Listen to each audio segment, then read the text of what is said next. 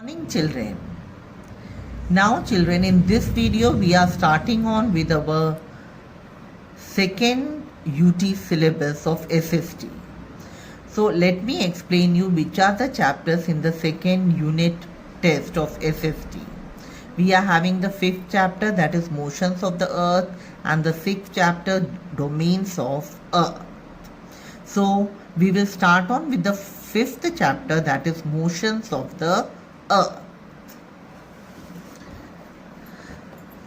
Now children, in the fifth chapter we will study about the movements of the earth. Okay, so we are having the two movements of earth, that is rotation and revolution. We will also be studying about the effects of rotation and revolution. Apart from this, we will also study about a new term which is known as solstice and equinox.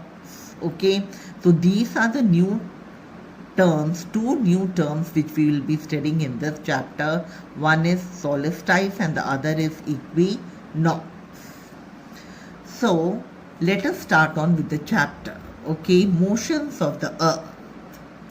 Now children, have you ever wondered or have you ever thought that why we are having the day and the night?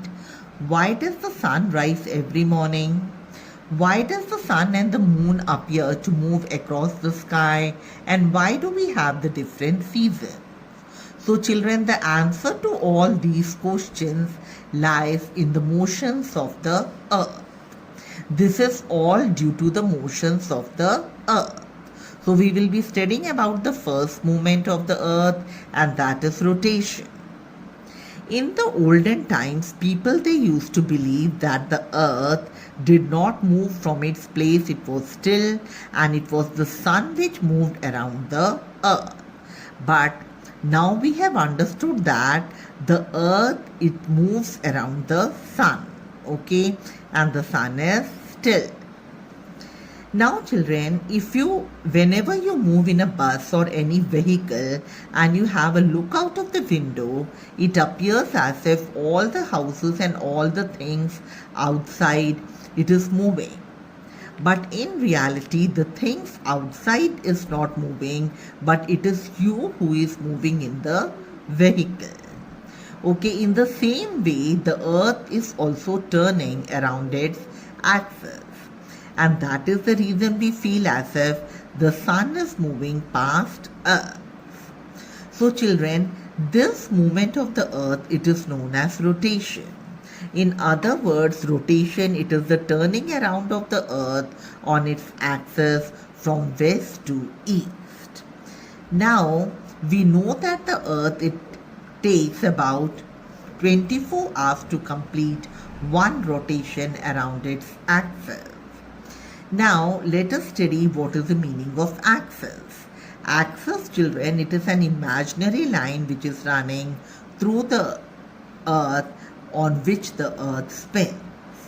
And it goes through the North Pole and the South Pole. If we see the axis of the earth, it is not vertical, but it is tilted at an angle of 23.5 degrees from the vertical. You can see in the picture. And children, this tilting of the earth's axis, it is known as inclination of earth's axis. Now let us see the effects of rotation. As we all know that the earth, it is spherical in shape, and because of the shape of the earth, because of this shape of the earth, it results in only one half of the earth faces the sun and the other one, it is in darkness. So the side or one half of the earth which is facing the sun is getting the sunlight, and here we are having the day, while the other half which is in darkness, it experiences night. Okay.